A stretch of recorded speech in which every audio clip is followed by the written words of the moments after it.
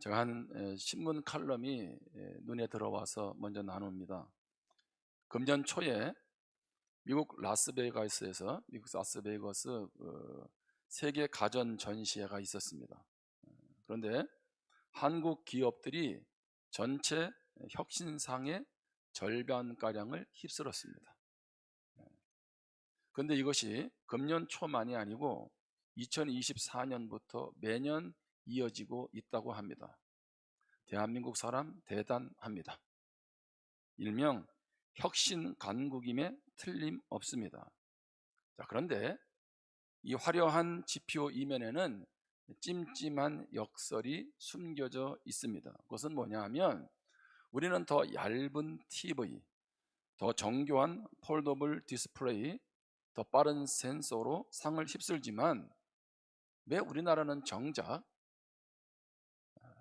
지각 변동을 일으키는 직접 생태계를 뒤흔드는 애플이나 구글, 메타처럼 파괴적 혁신을 만들어내지 못하느냐는 얘기입니다.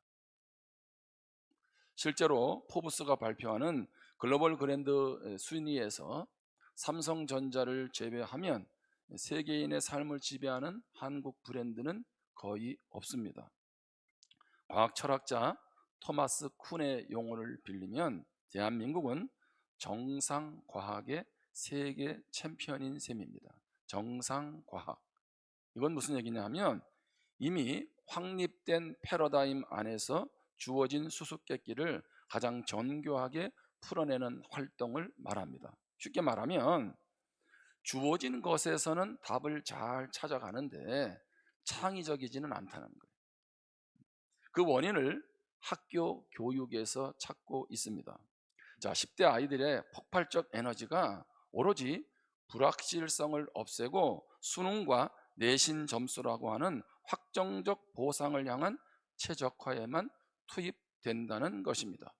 한마디로 말하면 한국 사회 다음 세대들의 관심은 어디에 있어요? 안정적인 직장, 도전과 새로운 세계를 향한 그런 어떤 창조적인 생각보다는 어떻게 하면 편안하게 안정적인 삶을 누릴까? 거기에 관심이 있다는 거죠. 마치 기성복을 만드는 것처럼 우리 학교 교육이 획일적이 아닌가 하는 생각이 들었습니다. 저는 우리 자녀들이 일부러 엉뚱하라는 말은 아닙니다. 그럼에도 우리가 말하는 별종들이 좀 나타나야 되지 않겠습니까?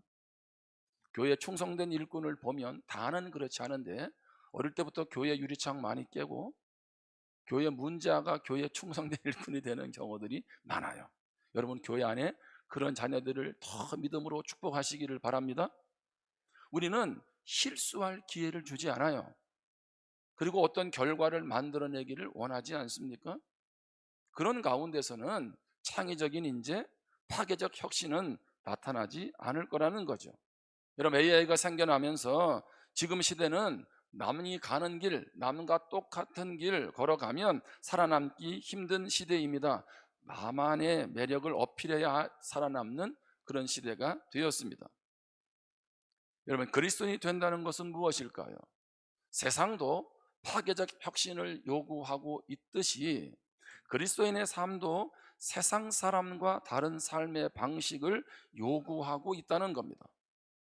여러분 우리가 연초에 아모스 말씀 축제가 있었죠. 자, 말씀을 통해서 남에게 해를 끼치는 것도 문제지만 자기 자신만 알고 나만 잘 먹고 잘 사는 것도 문제라는 거죠. 하나님을 사랑한다고 하면서 이웃에게 정의와 공의를 흘려보내지 않으면 그것은 하나님을 기만하는 것이다 라고 말씀합니다. 여러분 예수님은 산상수훈을 통해서도 그리스도인의 삶이 세상 사람과 다르다는 것을 제시해 주시죠. 복에 대해서 재정의하시죠. 자, 교회 공동체 안에서 오늘 우리가 하나님의 사랑을 나누는 것도 중요하지만 예수님은 뭐라고 말씀하세요? 세상의 빛이라 세상의 소금이라 라고 말씀하고 있죠. 우리의 신앙은 이곳이 우리의 모임이 예배가 끝이 아니라 세상에서 예배자로 하나님의 영광을 드러낼 것을 말씀하고 있지요. 심지어 산상수훈은 뭐라고 얘기합니까? 예수님은 원수를 사랑하라, 이런 어마어마한 얘기를 하고 있습니다. 우리 성도님에게 한번 물어보겠습니다. 예수님에게 물 한 잔 대접한 분 있으면 손 들어보세요. 아니, 물 한 잔은 이거 얼마 안 되는 건데. 그럼 또 물어보겠습니다. 우리 예수님에게 먹을 음식을 대접해 주신 분 없으세요? 그럼 한 번 더 묻겠습니다. 예수님에게 겨울에 따뜻한 옷 한 벌 외투 사주신 분 없어요? 자, 그런데 우리는 그렇게 한 적이 없는데 예수님은 뭐라고 말하냐면 나를 섬겨주어서 고맙다라고 말씀하세요. 자, 마태복음 25장 40절을 봅니다. 임금이 대답하여 이르시되 내가 진실로 너희에게 이르노니 너희가 여기 내 형제 중에 지극히 작은 자 하나에게 한 것이 곧 내게 한 것이니라 하시고. 아멘. 예수님이 뭐라고 말씀하냐면 지극히 작은 자에게 한 것이 내게 한 것이라는 거예요. 지극히 작은 자, 어떤 자입니까? 경제적으로 능력이 없는 자죠. 남들이 볼 때 별로 주목받을 사람이 아닙니다. 별로 내세울 것 없는 사람입니다. 정말 볼품없는 사람이라고 말할 수 있습니다. 근데 그런 사람에게 주의 사랑을 나눈 것, 베푼 것, 그것을 뭐라고 얘기합니까? 나에게 한 것이다, 그렇게 말하고 있는 거예요. 여러분, 우리는 직접 물을 떠서 음식을 떠서 옷을 들고 예수님께 간 적은 없어요. 그런데 내 이웃에게 주의 사랑을 나눈 것을 예수님은 뭐라고 말합니까? 나에게 한 것이다, 그렇게 말하는 거죠. 여러분, 우리가 이번에 설 사랑 나눔을 하죠. 어려운 이웃들을 돌아보는 거죠.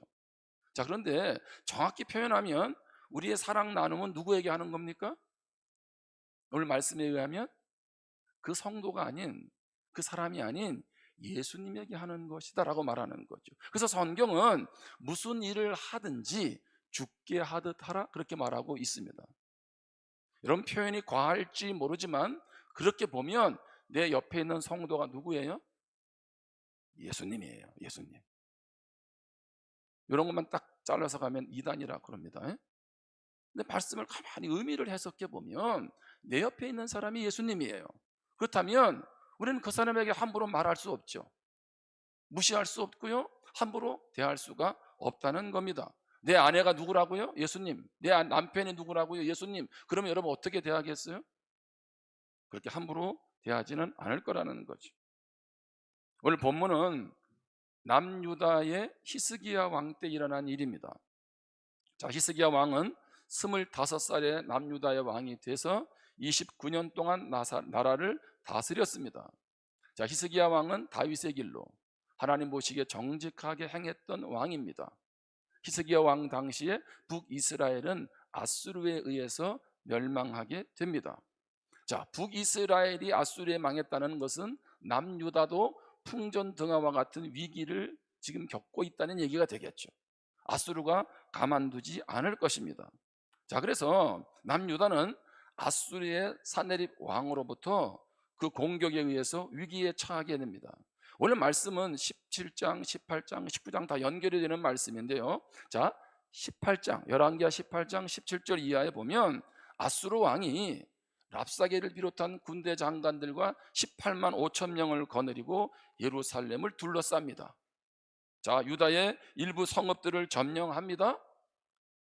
자, 얼마나 히스기야 왕과 함께 이스라엘 백성들이 두려움에 떨겠습니까? 그러면서 사네립이 랍사게를 내세워서 조롱의 말, 비방의 말을 합니다. 자, 열왕기하 19장 9절 이하에 보면 아수르 왕 사네립이 애굽 왕이 공격하기 위해서 출정한다는 소식을 듣고 사네립을 보냅니다. 또 히스기야에게 또다시 협박 편지를 보냅니다. 그 편지의 내용은 결국은 애굽과 동맹하지 말고 예루살렘이 항복하라는 촉구하는 내용이었습니다. 자, 열왕기하 19장 20절 이하에 보면 18장에서보다도 더 조롱과 멸시의 강도가 강해지고 있습니다. 자, 랍사게를 통해서 편지를 보냈는데 뭐라고 얘기했냐면 아수리의 손에 넘어가지 않을 것이다 라고 하는 하나님의 말에 속지 말라, 이렇게 말하고 있는 거예요. 자, 뿐만 아니라 열국의 신들도 아수르로부터 나라를 지켜내지 못했는데 하나님도 유다를 건질 수 없다, 이렇게 하면서 지금 조롱과 협박의 편지를 지금 보내주고 있는 거죠. 자, 그러면 물어보겠습니다. 이럴 때는 어떻게 해야 됩니까? 1번, 죽기 살기로 싸운다. 2번, 36개로 도망친다. 항복하라는 얘기죠. 3번은 뭐예요? 타협을 해야지. 뭐를 주겠다? 원하는 거 다 줄게. 조공을 제시하는 거 아니겠어요? 다 줄 테니 우리의 평화만 보존해 달라, 이렇게 하면서 굴욕적인 화친을 맺는 거죠. 자, 이 말은 무슨 얘기예요? 오늘 우리 삶에 닥친 위기가 히스기야 왕과는 좀 다를지는 모르지만 여러분은 그때 어떻게 대처하고 계십니까? 주저앉으십니까? 포기합니까? 오늘 우리에게 닥친 고난 위기 앞에서 하나님은 히스기야 왕이 대했던 삶의 방식을 우리가 본받기를 원하세요. 히스기야는 어떤 태도를 취합니까? 한번 따라하겠습니다. 기도는 남다른 방식이다. 자, 이런 상황 가운데 히스기야는 이제 기도로 나아가는데요. 우리 한번 먼저 살필 게, 기도는 아무나 할 수 있나요? 아닙니다. 기도는 하나님의 자녀에게만 주신 특권입니다. 그러니까 아니 목사님 교회 절에 가니까 100일 기도 1000일 기도 하던데요. 근데 기도의 대상이 달라요. 우리가 믿는 하나님이 아니잖아요. 세상에는 답이 없는 신에게 나아간다면 우리 하나님은 어떤 분이세요? 우리 가운데 역사하는 분이시죠. 그래서 성경은 하나님의 자녀의 기도를 하나님의 자녀에게 주신 특권이다, 그렇게 말하고 있는 거죠. 그런 면에서 보면 기도는 세상 사람들과 다른 삶의 방식임을 우리가 알 수 있습니다. 어떤 학자는 문제를 바라보는 세 가지 눈이 있다고 했습니다. 세 가지 눈. 첫 번째는 기자의 눈입니다. 현실을 있는 그대로 기록하는 눈입니다. 두 번째 눈은 역사가의 눈입니다. 과거를 해석하고 의미를 찾는 눈입니다. 세 번째 눈이 있는데 예언자의 눈입니다. 지혜자의 눈, 믿음의 눈이라고 합니다. 오늘 믿음의 사람들에게는 미래에 대해서 소망을 가질 수 있는 것은 무엇입니까? 하나님이 우리를 붙들고 인도하시기에 믿음으로 소망 가운데 나아가게 되는 줄 믿습니다. 그래서 우리는 우리의 삶을 살아갈 때 기자의 눈도 필요하지요. 내 눈앞에 있는 현실을 냉정하게 바라보는 것도 필요하지요. 역사적인 흐름 속에서 어떻게 살아가야 될지 지혜를 얻는 눈도 필요합니다. 근데 더 중요한 것은 뭐예요? 예언자의 눈, 믿음의 눈을 가져야 된다는 거죠. 이성적으로 그 모든 것들만 사고한다면 믿음의 역사는 우리 삶에서 조금도 일어나지 않을 것입니다. 그런 면에서 기도는 세상 사람들과 살아가는 방식이 다름을 보여주고 있는 겁니다. 자, 남유다는 앞이 보이지 않는 상황입니다. 열왕기하 19장 3절 말씀입니다. 그들이 이사야에게 이르되 히스기야의 말씀이 오늘은 환난과 징벌과 모욕의 날이라. 여러분 얼마나 괴롭고 힘들겠어요. 그죠? 가서 한 방에 공격해서 끝내고 싶은데 18만 5천 명이 지금 대적들이 오고 있는 상황에서 얼마나 수치스럽겠어요. 그래서 뭐라 그래요? 환난과 징벌과 모욕의 날. 아이를 낳을 때가 되었으나 해산할 힘이 없도다. 마치 아이를 낳아야 될 때가 됐는데 해산할 힘이 없는 것처럼 아수르와 싸워 승리하고 싶지만 그럴 만한 힘이 없다는 거죠. 얼마나 안타까운 상황입니까? 열왕기하 19장 14절부터 오늘 본문에 보면 이사야가 어떻게 해요? 사자의 손에서 편지를 받아보죠. 모욕스러운 말, 수치스러운 말, 그 말을 다 받아보고 어떻게 해요? 여호와의 성전에 올라가서 히스기야가 그 편지를 누구 앞에? 여호와 앞에 펴놓고 15절에 그 앞에서 히스기야가 무엇하며 기도하여 이르되 그룹들 위에 계신 이스라엘 하나님 여호와여, 주는 천하 만국의 홀로 하나님이시라. 주께서 천지를 만드셨나이다. 여호와여, 귀를 기울여 들으소서. 여호와여, 눈을 떠서 보시옵소서. 사내립이 살아계신 하나님을 비방하러 보낸 말을 들으시옵소서. 지금 하나님 앞에 히스기야가 무엇하고 있어요? 그대로 편지를 펴놓고 지금 통곡하고 있는 거 아니겠습니까? 하나님, 우리에게 힘이 없어요. 하나님 도와달라고 지금 기도하고 있잖아요. 어떤 사람이 기도할까요? 하나님의 약속을 신뢰하면 기도합니다. 한번 따라해 보실래요?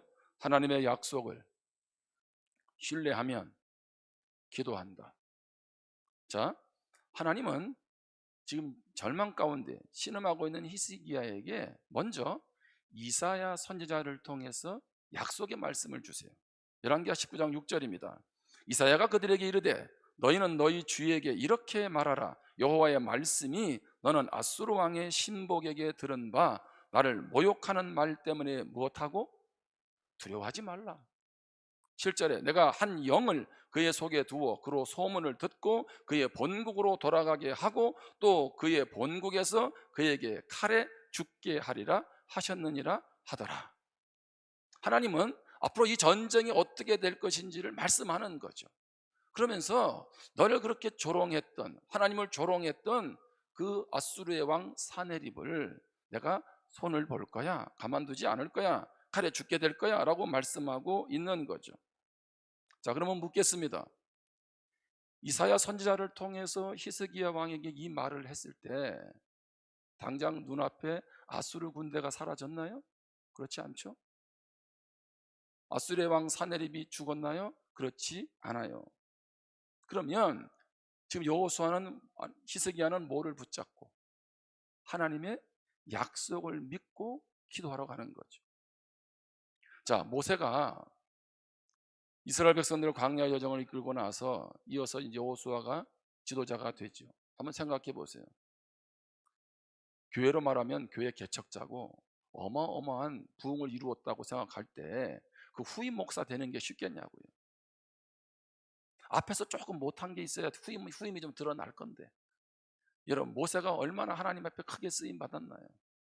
자, 그런데 그 모세를 이어서 여호수아가 이스라엘 백성들 데리고 가나안 땅 들어가야 돼요. 그 안에도 뭐가 있었겠어요? 두려움도 있고 염려도 걱정도 앞서지 않았습니까? 그런데 하나님이 여호수아에게 뭐라고 말씀하세요? 이번 주 암송 말씀이기도 합니다. 여호수아 1장 9절에 보면 내가 네게 명령한 것이 아니냐, 강하고 담대하라, 두려워하지 말며 놀라지 말라, 내가 어디로 가든지 네 하나님 여호와가 너와 함께 하느니라 하시니라. 할렐루야. 하나님이 명령을 했어요. 뭐라고? 더 강하고 담대해, 놀라지 마, 두려워하지 마. 그 말은 뭐예요? 지금 두려움으로 가득 차 있는 거예요. 네가 어디로 가든지 누구의 하나님이? 네 하나님 여호수아의 하나님이 되어서 너와 함께 할 거야. 아멘. 할렐루야. 여러분, 이 말씀이 여호수아에게만 하신 약속인가요? 다시 얘기합니다.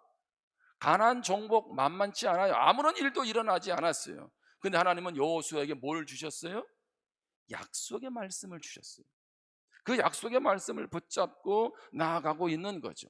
여러분, 예레미야가 시위대 뜰에 갇히게 됩니다. 하나님이 말씀하시죠. 우리가 잘 아는 예레미야 33장 3절에 보면 너는 내게 부르짖으라, 내가 내게 응답하겠고 내가 알지 못하는 크고 은밀한 일을 내게 보이리라. 다시 말씀합니다. 하나님이 예레미야에게 크고 은밀한 일을 보여주셨나요?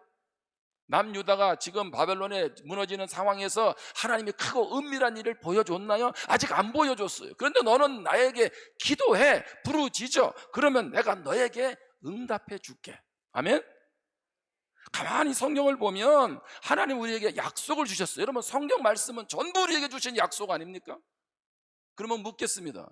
여러분이 힘들 때, 여러분의 앞이 보이지 않을 때에 무언가 하나님 없이 살아가는 이런 상황 가운데 나에게 버팀목이 되는 말씀은 무엇입니까? 내가 붙잡고 있는 약속의 말씀은 무엇이냐고요. 그렇게 보면 우리가 정말 하나님을 신뢰하는지를 다시 한번 생각해 봐야 돼요. 기도한다는 것, 약속의 말씀에 대한 신뢰가 없으면 우리는 기도하지 않습니다. 정말 이런 하나님이 나의 하나님이라면 우리는 어떻게 그냥 살아갈 수 있나요? 하나님은 우리에게 남다른 방식 기도를 주셨어요. 그리고 미리 성경 곳곳에서 우리에게 약속의 말씀을 주셨어요. 약속의 말씀을 붙들고 기도하기를 축복합니다. 뿐만 아니라 하나님을 아는 만큼 기도가 힘이 있습니다. 다시 얘기합니다. 하나님이 어떤 분인지를 아는 만큼 기도가 힘이 있어요. 열왕기하 19장 오늘 본문 15절 16절 이하에 보면 크게 하나님을 세 가지로 표현합니다. 하나는 그룹들 위에 계신 이스라엘의 하나님. 자, 여기서 그룹은 뭐예요? 천사들이죠. 지성소에 이렇게 덮고 있는 그 천사들, 마치 언약 백성인 이스라엘 백성들을 보호하시고 지켜주시는 하나님, 바로 그 얘기입니다. 뿐만 아니라 천하 만국의 홀로 하나님이시며 천지를 지으신 하나님, 나는 신들의 신이 아니야, 나는 참된 하나님이야. 사내립에 의해서 파괴된 신들과는 차원이 달라.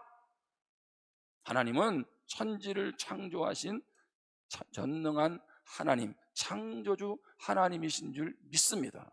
그러면서 16절에 나는 살아계신 하나님, 살아계신 하나님, 지금도 역사하는 하나님이라고 말씀해 주고 있습니까? 히스기야는 하나님 앞에 기도할 때 어떻게 기도해? 하나님 도와주세요가 아니죠. 히스기야가 알고 있는 하나님은 우리를 붙들어 주시는 하나님, 그룹들 위에서 역사하시고 천하 만국을 홀로 지으신 천지 만물을 창조하신 그 하나님, 지금도 살아 역사하는 하나님, 그가 경험한 하나님, 그렇게 고백하고 있는 거예요.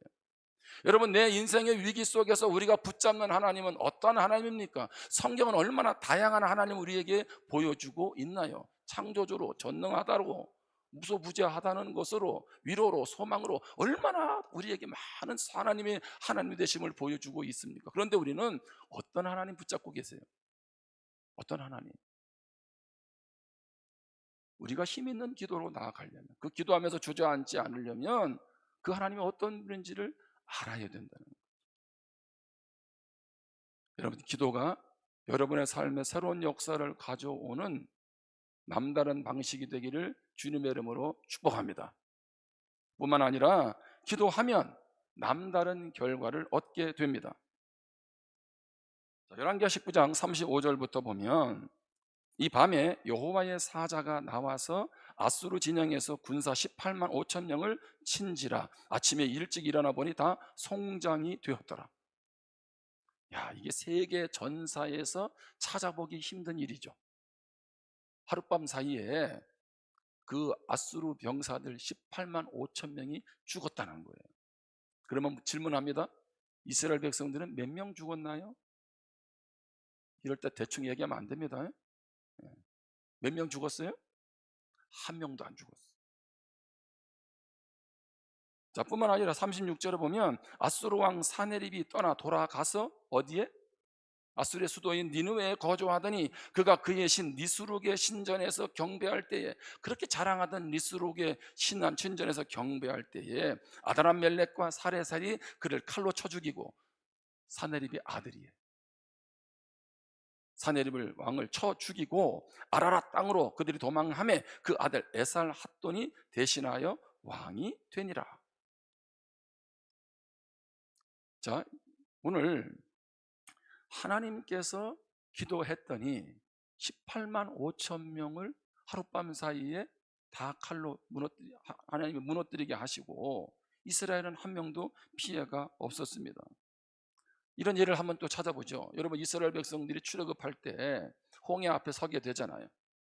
그런데 모세가 어떻게 합니까? 가만히 서서 하나님이 행하시는 걸 보라, 이렇게 하는데 그 뒷부분의 말씀에 가면 어떤 표현이 있냐면, 모세가, 하나님이 그렇게 말씀하세요. 모세야, 너는 왜 부르짖기만 하냐? 너 왜 기도만 하고 있어? 홍해를 이제 건너가야지. 그렇게 하나님 말씀하세요. 자, 모세가 기도했어요. 그렇죠? 그리고 하나님의 약속을 의지해서 나아가니 어떻게 했어요? 홍해가 갈라졌어요. 또 질문합니다. 바로의 군대는 홍해에서 다 죽었죠. 그럼 이스라엘 백성들은 몇 명 죽었을까요? 제가 항상 어려운 질문만 하는데 한 명도 안 죽었어요. 그럼 또 하나 질문해 볼게요. 그러면 이스라엘 백성들이 가나안 땅을 가서 여리고 성을 무너뜨릴 때, 뭐 오늘로 말하면 가장 오래된 성이 여리고 성이다라고 말할 정도니까, 그럼 얼마나 대단한 성이겠어, 그렇죠? 그 성이 무너졌는데, 그럼 질문, 여리고 백성은 다, 여리고 성에 있는 사람은 다 죽었지만 이스라엘 백성은 몇 명 죽었을까요? 한 명도 안 죽었어요. 여러분 지금 이걸 아주 웃으면서 얘기하는데, 왜 이런 하나님을 의지하지 않냐는 거지, 그렇죠? 아니 성경은 그렇게 하나님이 역사하는 거잖아요. 그럼 이때쯤 되면 이렇게 질문해요. 목사님, 내가 기도했는데 뭐 하나님 응답도 안 해주시던데. 여러분 기억하세요? 하나님은 기도에 응답하시지 않은 적이 한 번도 없어요. 그러면 반드시 응답한다는 말은 성경에서 빼야 됩니다. 그러면 하나님의 응답은 뭘까요? 우리가 기도한 대로 무엇 하세요? 응답하세요. 하나님은 어떻게 응답하세요? 우리가 기도한 대로 들어주지 않으세요. 노라고 하시죠. 하나님은 어떻게 응답하세요? 좀 더 기다려라고 웨이팅 사인을 내시죠. 우리의 기도의 응답의 결과는 뭔가요? 내가 원하는 때에 내가 원하는 방법으로입니다. 그런데 여기 18만 5천 명이 죽었다는 이 아수르의 군대 무너진 것을 보면서 우리는 어떤 생각을 해야 합니까? 그 기도의 응답의 결과가 내가 원하는 결과가 아닐 수 있다는 것을 인정하시라는 거예요. 그러나 하나님 반드시 응답하세요. 자, 오늘 말씀을 이게 잘 보면 사내립이 아수리에 돌아가서 죽음을 막 맞이하게 되죠. 그런데 시간적으로 이사야가 예언하고 전 18만 5천 명 죽고 나서 20년 뒤에 일어난 일입니다. 20년 뒤에. 아니 하나님이 약속했으면 빨리 죽이시던지 뭐 이럴 줄 알았는데 20년 뒤에. 그렇게 보면 하나님 우리에게 무슨 사인을 낸 거예요? 기다리게 하신 거죠. 이런 믿음의 사람들의 역사를 보세요. 아브라함에게 아들 준다고 하고 금방 주셨어요? 25년 기다렸잖아요. 제가 여러분에게 얘기합니다. 25년은 기다리지 말고 20년은 좀 기다려보세요. 목사님 제가 이 나이가 몇인데, 응? 그 말은 무슨 얘기예요? 하나님이 반드시 무엇 하신다? 응답하신다. 그걸 알려주는 거잖아요. 그런 면에서 우리가 하나님을 신뢰하고 나아가야 합니다. 너무 내가 원하는 방법, 내가 원하는 때 되지 않는다고, 하나님은 나를 사랑하시지 않나? 내게도 응답하시지 않나? 라고 속단하지 말라는 것입니다. 우리가 어떻게 우리를 향한 하나님의 마음을 다 이해할 수 있겠습니까? 세종대왕이 한글을 만들었을 때 한글에 보니까요, 집현전 학자들이 한글을 퍼지는 것을 다 반대했대요. 1444년 3월 9일 세종대왕에게 집현전 학자들이 상소를 올렸습니다. 그 내용이 어떻게 실려 있냐면, 오직 몽고, 서하, 여진, 일본, 티베트 같은 곳만 각각 제 글자를 가지고 있는데 이는 모두 오랑캐들의 이름으로 말할 것이 못됩니다. 이번에 따로 언문을 제작하여 중국을 버리고 스스로 오랑캐와 같아지려는 것은 이른바 소화판 같은 기중한 약재를 버리고 말똥구리의 똥을 취하는 것과 같으니 어찌 문명에 큰 흠이 되지 않겠습니까? 집현전 학자들이 지금 시대도 아닌데 세종대왕한테 지금 항명하는 거예요. 한글을 만드는 거는 뭐하고 똑같다? 말똥구리의 똥과 똑같다는 거죠. 아, 내가 세종대왕 같았으면 그냥 다 끝냈을 것 같은데, 그렇죠? 근데 한번 여러분 질문해 보세요. 그 수백 년 전에 집현전 학자들이 지금 대한민국에 왔으면 뭐라고 했을까요? 요즘에 우리 한국 의복 중에 뜨는 아이템이 있대요. 그 중에 한 가지가 뭐냐면, 여러분 몸빼 바지 아시죠? 몸빼 바지. 근데 몸빼 바지 김치 같은 거 집안에 할 때 걸치는 이렇게 옷이 하나 있잖아. 옷 그거. 예. 그거 얼마 안 돼, 그죠? 예. 근데 그게요, 그 외국에서 오는 누가 이렇게 디자이너 해가지고 그 위에 하나가 100만 원, 200만 원, 300만 원에 판대요. 제가 다음 주에 사가지고 오겠어요. 가지고 우리 성도님들한테는 제가 10만 원에 팔겠습니다. 별로 좋아하지 않네. 내가 지금 아니 이게 얼마나 웃기냐면 편하게 입자고 김치할 때 이렇게 뭐 담그고 할 때 입는 어른들의 그 옷 있잖아, 겉옷. 예? 그 반팔짜리. 그리고 몸빼 바지가 이러면 그만큼 지금 대한민국의 위상이 어떻게 세계적으로 이게 좀 올라가 있는 거죠. 여러분 나는 왜 몸빼 바지밖에 없나 섭섭해하지 말고 감사하시기를 바랍니다. 그게 뭐예요? 그게 여러분이 입는 그 옷이 그게 뭐예요? 브랜드가 최고라니까. 앞으로 오늘 리뷰 때부터는 나는 300만 원짜리 옷 입고 있다고 생각하시면 돼요. 별로 뭐 감격은 안 하시는 것 같은데, 집현전 학자들이 지금 와서 봤을 때, 우리 한국 사회를 봤을 때, 그 한국 언어를 봤을 때 어떤 얘기를 했겠습니까? 여러분, 나의 생각, 나의 주장에만 집착하는 것이 얼마나 어리석은지를 보여주고 있는 겁니다. 우리도 하나님 앞에 그렇게 나아가고 있지 않습니까? 하나님의 생각은 우리의 생각과 다른 줄 믿습니다. 에베소서 3장 20절에 보면 우리 가운데서 역사하시는 능력대로 우리가 구하거나 생각하는 모든 것에 더 넘치도록 능히 하실 이에게. 아멘. 자, 우리 하나님 어떤 분이세요? 우리가 구하거나 생각하는 거. 여러분, 그거 되면 좋지 않아요? 내가 구하는 거, 내가 생각하는 거, 그거 되면 좋잖아요. 그런데 하나님은 뭐라고 말씀하세요? 기도하면 더 무엇 하시도록? 넘치도록 능히 하실 이에게.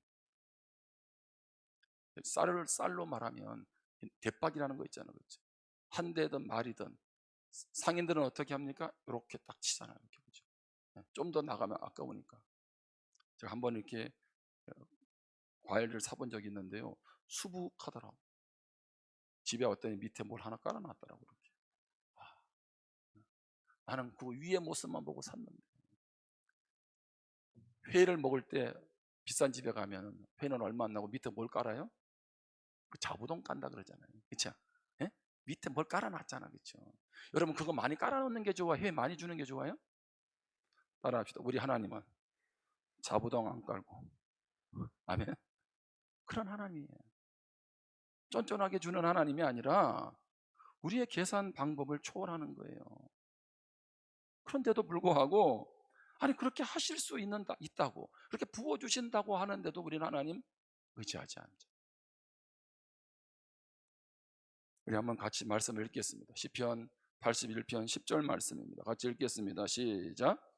나는 너를 애굽 땅에서 인도하여 낸 여호와 내 하나님이니 내 입을 크게 열라 내가 채우리라 하였으나. 아멘. 하나님 어떤 하나님이라 그래요? 이스라엘 백성들의 그 성경의 구약 역사를 보면 가장 많이 하나님을 회고할 때 등장하는 단어가 애굽 땅에서 광야에서 그 말이잖아요. 어떻게 애굽 땅에서 한 명도 죽지 않고 10가지 재앙을 통해서 나오게 하시고 홍해를 건너게 하시는 애굽 땅에서 인도해낸 하나님이 누구니까? 너희 하나님이니까 내 입을 무엇하라? 크게 열어라. 지금 입을 크게 벌리고 하품하라는 얘기입니까? 아니잖아요. 하나님께 무엇해라? 이건 안 될 거야, 이건 안 될 거야, 이건 안 되고 무엇하지 말고 내가 가지치지 말고 한계가 없는 하나님께 무엇하라? 따라합시다. 일단 구하라. 구하세요. 주고 안 주고는 하나님의 영역인데, 그런데 주면 좋고 안 주면 좋고가 아니라 너 확신하고 구해요. 어떻게? 내가 너를 애굽 땅에서 인도한 네 여호와야. 그런 하나님이라는 것을 무엇하고? 신뢰하고 기도하라는 거죠. 여러분 그런 기도의 사람 되어 그런 기도의 열매가 있기를 주님의 이름으로 축복합니다. 이제 말씀을 마무리합니다. 우리 성도님에게 묻겠습니다. 어떻게 매일 기도하고 계세요? 제가 교회 나오라 소리가 아니잖아요, 그렇죠? 매일 기도하세요. 근데 매일 기도가 안 되면, 정해놓은 시간에 기도가 안 되면 차라리 매일 새벽 기도해 보세요. 그렇게 해서 기도를 회복하시라. 그리고 수요 기도도 그렇고, 우리 이제 금년부터는 40일 금식 기도 함께 금식하면서 매월 첫째 주나 둘째 주에 하고 있어요. 이번 주 금요일에 합니다. 몇 시에 합니까? 밤 9시. 근데 그동안 잘 안 보이던 분들이 오세요. 아마 그 직장이나 여러 가지 때문에 시간이 안 됐던 것 같아요. 왜 수요일 날 왔다 그 다음날 목요일 출근도 쉽지 않고. 근데 금요일은 그 다음에 쉬니까 좀 여유를 갖고 오시더라고. 그 저는요 9시가 처음에는 힘들었어. 우리 교육자들 의논하면서. 왜냐하면 야 9시는 우리 교육자들은 잠을 잘 준비를 하는 시간 아니냐? 예. 이 새벽기도를 와야 되니까. 근데 가만히 성도님들을 보니까 9시가 초저녁이더라고. 초저녁. 청년들은 어제 수련회를 했는데요 피자를 9시에 먹더라고. 예, 피자를. 우리 어른들은 그때 주면 안 먹어요. 예, 살찐다고. 청년들은 9시야. 우리 막내가 집에 왔는데 12시에 오더라고. 어제 밤에 탈이 나서 오늘 못 왔어.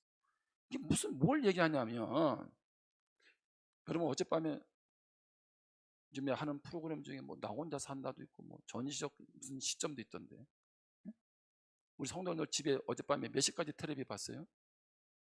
내가 딱 보니까 여기 지금 눈이 약간 가물가물한 분은 새벽 2시까지 본 거야 지금. 예? 아니 하나님 앞에 나와서 기도하는 게 얼마나 좋아요. 아멘.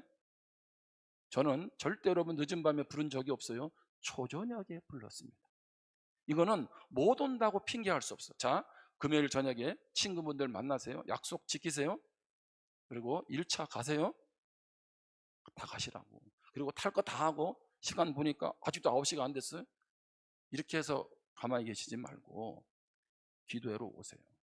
제가 여러분에게 별로 그렇게 스트레스를 주는 건 없는데 기도의 자리로 오라는 거는 자꾸 스트레스를 주는 이유가 있어요. 이 하나님 안 만나면 어떻게 사시려고? 예? 여러분 생각해 보세요. 이런 주님을 안 만나는데 무슨 힘으로 살아가실 거예요? 이제 설 명절 앞두고 있잖아요. 어떻게? 돈이 좀 많이 쌓여 있으세요? 아니 돈이라도 많아야 뭐 형제들한테 좀 베풀기라도 할 텐데, 그죠? 뭐 제사 문제부터 또 만나면 스트레스 많잖아. 그럼 뭐예요? 미리 기도하세요. 기도. 하나님 인도해 달라고. 베트남 비전 트립 가려면 기도하고 와야지. 오세요. 특별히 이번 금요일에는 누가 꼭 와야 되느냐 하면, 아내는 교회를 신앙생활 예수님을 만났는데 남편이 아직 안 믿었어. 남편은 예수를 믿는데 아내가 잘 안 믿어. 이런 사람은 꼭 나오세요.